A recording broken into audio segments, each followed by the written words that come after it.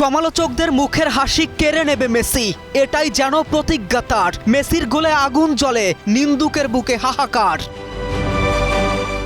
ওস্তাদের মার শেষ রাতে পেনাল্টি মিস হতেই পারে, তাই বলে কি গোল দেয়া মিস হবে? যে রাধে সে চুলো বাঁধে। পেনাল্টি মিসের দিনে বিশ্বকাপ ইতিহাসের সর্বোচ্চ গোলদাতা হয়ে নিন্দুকদের জবাব দিলেন, ইতিহাসের পুনর্লিখন করে জানান দিলেন তিনি যা করেন তাই ইতিহাস।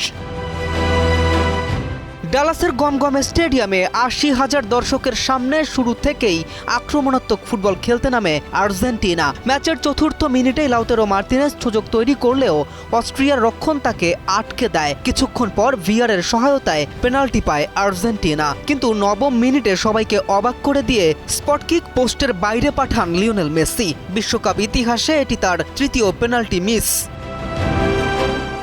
মিসের হতাশা অবশ্য বেশিক্ষণ স্থায়ী হয়নি। ৩৮তম মিনিটে আসে ম্যাচের সেরা মুহূর্ত।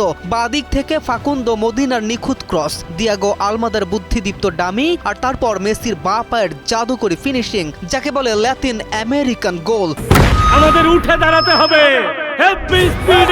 সকল অন্যায়ের বিরুদ্ধে রুখে দাঁড়ানোর এনার্জি পার্টনার। বল জড়িয়ে যায় অস্ট্রিয়ার জালে, চোখ ধাঁধানো এই গোলে আর্জেন্টিনা এগিয়ে যায় ১-০ ব্যবধানে।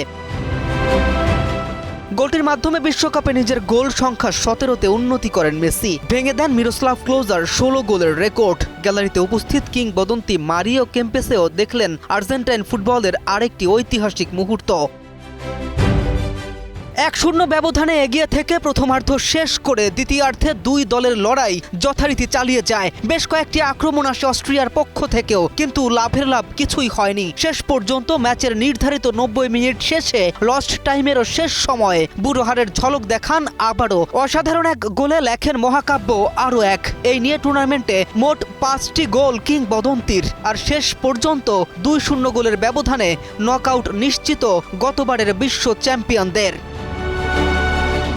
কেএম রাফিন, নিউজ 24।